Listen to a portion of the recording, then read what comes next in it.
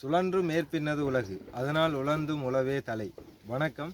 இன்றைக்கு பார்க்க போகிறோம் பூமாலையை பற்றி. பூமாலை இல்லை, இது அல்லக்கிழங்குன்னு சொல்லி ஒரு கிழங்கு கிழங்கு வைக்கக்கூடிய ஒரு கொடி உண்டு. சரியா? அந்த கொடியிற பூ தான் இதில் நீங்கள் பார்த்துட்டு இருக்கிறது. இந்த பூவை பார்த்தீங்கன்னா இது இங்கே பாருங்கள், வடிவாக கையில் பிடிச்சி காட்டுறேன் பாருங்கள். இதுதான் அந்த ஒரு கொத்தில் வர பூ இவ்வளவு தான். இப்படியே கொத்து கொத்தாக வந்து தான் இவ்வளவு வந்திருக்கு. ஒரு மாலை மாதிரி இங்கே பாருங்கள், ஒரு மாலை மாதிரி இருக்குது இந்த பூ. அவ்வளவு பூ இதில் இருக்குது. சரி, இதில் வாசம் மல்லிகை மாதிரியே தான் இதில் வாசம் இருக்குது. அதாவது மல்லிகைண்டா கொஞ்சம் தூரத்துலேயே சுண்டி இழுக்கும், ஆனால் இது சுண்டி இழுக்காது. இதில் முள் கொழுவிட்டேன்டா கொழுவி இழுக்கும் நல்லா. ரைட், இது இந்த கொடி இதில் வந்து பூத்து இருக்குது. இதுதான் இதில் இலை. நாம் அடுத்து இதில் கிழங்க பார்ப்போம். இதில் இலை இந்த இருக்குது. சரியா? இதில் நீங்கள் பார்க்குறது, இதில் உங்களுக்கு பேக்ரவுண்டில் தெரிகிறது இது இல்லை, இது இந்த கிழங்கு கொடிகிறது இல்லை, இது வேறு ஒரு அவரை தாவரம் ஒன்று. ரைட், இதில் இலை இந்த இருக்குது இலை. சரி, உங்களுக்கு 2-3 வகையாக இதில் இலை இருக்கும். இப்படி இருக்கும், அதே மாதிரி சில வேளை இந்த இப்படி 2 இருக்கும், சில வேளை ஒத்த இலையும் இருக்கும். இதில் மற்றது இந்த இருக்குது பாருங்கள், இந்த இருக்குது. இதுவும் அதே தான், தெரியுதா உங்களுக்கு? இலையில் கொஞ்சம் வித்தியாசமாக இருக்கும் இதில் இலை. இதுவும் சேம், அந்த அரளக்கிழங்கு கொடி தான். இதுவும் அதே கொடி தான், இலையில் வித்தியாசம் இருக்கும். சரியா? ரைட். இப்போ இதில் பிரதானமான நடுகை பொருள், இது நடுகிறது இல்லை, இது காட்டில் வளர்றது. சில நாடுகளில் இதை பெரிய பயிற்சியாக செய்கிறாங்க. சரியா? ஏக்கர் கணக்கிலேயே செய்கிறாங்க. ரைட்.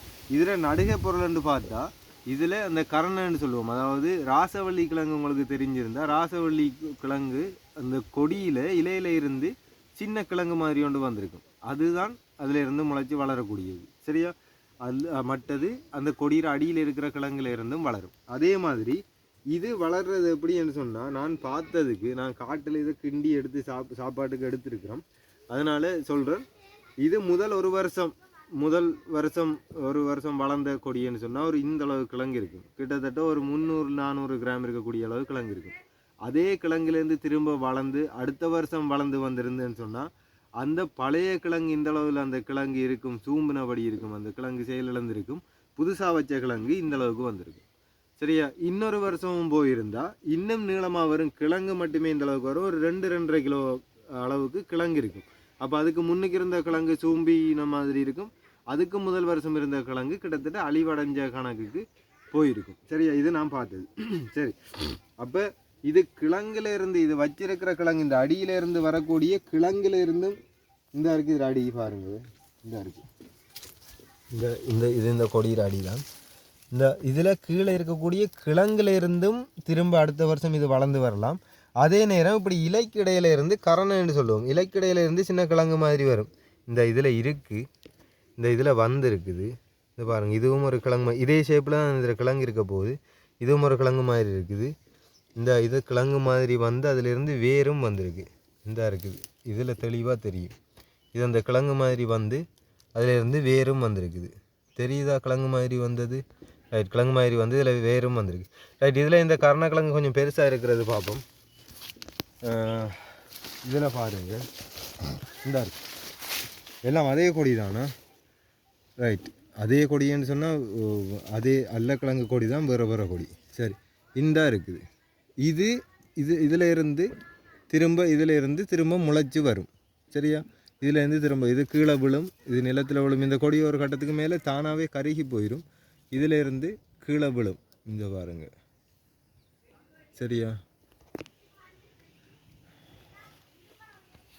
இதில் இருந்து திரும்ப இது கீழே நிலத்தில் விழுந்து, இந்த இதில் உங்களுக்கு கருப்பு புள்ளிகளாக இருக்கிற இடத்துல இருந்து வேர் வந்து இதில் மேலே இருந்து திரும்ப செடி முளைச்சி வரும். கிட்டத்தட்ட என்ன, ரெண்டும் ஒரே மாதிரியான இயல்புன்னு சொல்லலாம், ராசவள்ளியும் இந்த அல்லக்கிழங்கு கொடி. ரைட், இப்போ இதில் நாம் பார்ப்போம் கிழங்கு, இந்த கொடியில் கிழங்கு கிண்டி பார்ப்போம் என்ன மாதிரி இருக்குங்கிறது. சரியா? ரைட், இது ஒரு பெரிய ஒரு அடி உண்டு. நான் நினைக்கிறேன் இதில் கிழங்கு இருந்தால் குறைஞ்ச 1 கிலோ கணக்குக்கு வரக்கூடிய அளவு கிழங்காக இருக்கணும். ஆனால் தை மாதத்தில் தான் இது இப்போ பூத்துட்டு, ஆனாலும் தை மாதத்தில் தான் இதில் ஹார்வெஸ்ட். தை மாதத்தில் அதில் கிழங்கு இருக்கிறது. தை மாதம் முடிகிற நேரம் கிழங்கு இருக்கிறது. இதில் முள் இருக்கும். சரியா? முக்கியமான விஷயம் முள் இருக்கும், நிறைய முள் இருக்கும். இங்கே பாருங்கள், இந்த கொடி முழுக்க முள் இருக்கும். இந்த கொடி ஃபுல்லாக அப்படியே முள் இருக்கும். கையாளுறது பெரிய கஷ்டம், இதுக்குள்ளே போய் கையாளுறது கஷ்டம். ஆனால் நாம் இந்த முள்ளில் சிக்காமல் நாம் இந்த கிழங்கை ஆட்டையை போட்டு எடுக்கலாம். சரியா? ரைட், அதுக்குரிய தான் இப்போ பார்க்க போகிறோம். சரி, இப்போ இது கிழங்கு கிண்டுவோம். கிழங்கு கிண்டுறதுக்கு கொஞ்சம் நேரம் போகலாம்.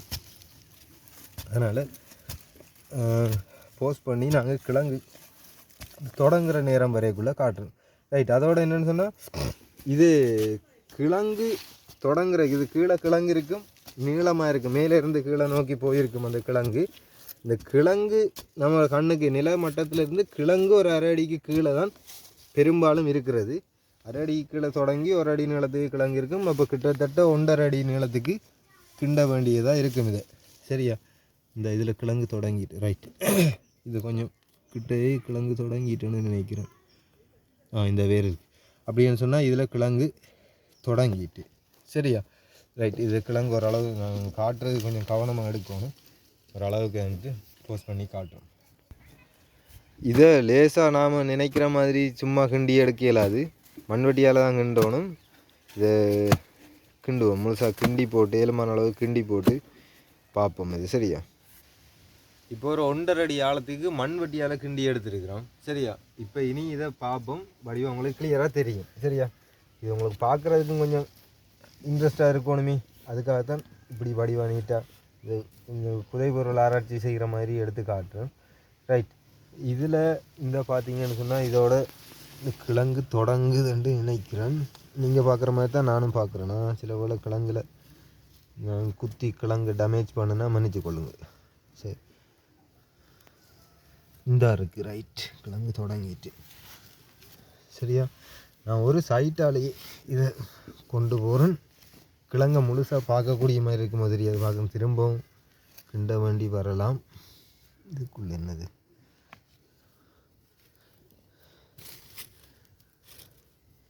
இந்த இருக்குது கிழங்கு. இது கிழங்கு தானா? இது வரைக்கும் வேர், இது இந்த வேர் இருக்குது. இப்படி தான் இதில் அமைப்பு. இது நிலத்துக்கு மேலே கொடி இருக்கும். சரியா? நிலமட்டம் உங்களுக்கு இது வடிவாக தெரியுமான்னு நினைக்கிறேன். நிலத்துக்கு மேலே கொடி இருக்கும், பச்சை கலரில் இருக்குது. ரைட்டா? அந்த கொடியிலேருந்து கீழே கிழங்கு வரைக்கும் ஒரு சின்ன வேர் ஒன்று இருக்குது, அது வெள்ளையாக இருக்கும். இப்போ ஊத்த பிறன் இருக்கிறதால ஊத்த கலராக இருக்குது. ரைட், இந்த இதில் பக்க வேர்கள் இருக்குது. சரியா? பக்க வேர்கள் இதில் இருக்குது. சரி, இதுக்கு கீழே இந்த வேருக்கு கீழே கிழங்கு வந்துடும். அப்போ நமக்கு இந்த வேர் தெரிஞ்சேன்னு சொன்னால் அதுக்கு பிறகு கொஞ்சம் கவனமாக எடுக்கணும். கிழங்கு எடுக்கிறேன்டா. ரைட், இதுக்கு கீழே கிழங்கு வரும். இந்த கிழங்கு இப்படியே நீளமாக இது வேறு வேர் ஒன்று இருக்கா? இது வேறு வேர். சரி, இதுவும் ஒரு நல்ல விஷயந்தான். இந்த வேர் என்னென்னு சொன்னால் நன்னாரி வேர். நீங்கள் நன்னாரி கேள்விப்பட்டிருப்பீங்களோ தெரியாது. சரி, அதை பிறகு கதைப்போம். சரி, இந்த கிழங்கு இருக்குது. இந்த கிழங்கு இப்போ சின்னனாக இருக்குது. நான் சொன்னேன் தானே, தை மாதம் மட்டும் தான் இதில் அறுவடைக்கு சூட்டபிளான காலம் உண்டு. இந்த இருக்குது கிழங்கு. போஸ்ட் பண்ணு. இது ஏற்கனவே 1.5 அடிக்கு கிண்டுனது, அது காணாது. இது கிழங்கு அப்படியே கீழே போய்க்கின்னு இருக்குது. இதுதான் அல்லக்கொடிங்கிறது எனக்கு தெரியல. ஒருவேளை இது அல்லல் கொடி தான், இதில் பேர் தெரியல. அவ்வளோ துன்பப்படுத்தான் கிழங்கு இருக்கணுங்கிறதால அந்த பேர் தெரியல. இந்த பாருங்க, இந்த கிழங்கு வருகுது, 2ஆக இருக்குது, ரெட்டையாக போகுது. இந்த ரெட்டையாக போகுது. ஆனால் இது இப்போ தான் மெல்லிசாக போகுது. இது இன்னும் மொத்தமாக வரும், கீழே போகணும். ரைட், கிண்டி போட்டு காட்டுறேன். சரியா? திரும்ப இன்னொரு 1/2 அடி 3/4 அடி வரக்கூடிய அளவு கிண்டி இருக்கிறோம். இதை கிண்டுறேன்னா ஏதோ இந்த இது என்னது புதைபொருள் ஆராய்ச்சிக்கு போன ஆக்கள் மாதிரி தான் அவ்வளவு பக்குவமாக தான் கிண்டி எடுக்கிறேன். ஆஹா, வேர் ஒன்று வந்திருக்கு. ரைட், வேர் வழியாக தான் இருக்குது. இந்த கிழங்கு உடைச்சிட்டா இல்லை, இந்த கிழங்கு வேர் வந்த இடத்தோட அந்த கிழங்கு நின்றுட்டு தேவையில்லாத இதில் பார்த்துட்டு இவ்வளோ வளர்த்துக்கு கிண்டினது. ரைட், இது இப்போ சரி, நல்லது தான். இங்கே பாருங்கள், இந்த அளவுக்கு கிண்டி இருக்கண்டு. சரியா? ஒரு 2 அடிக்கு கிண்டி இருக்குது. என்ன முழங்கால் 2 அடி வருமானு கேட்காங்க. நான் கொஞ்சம் உயரம், அதனால 2.5 அடி தான். சரியா, 2.5 அடி ஆழத்துக்கு கிண்டி இருக்குது.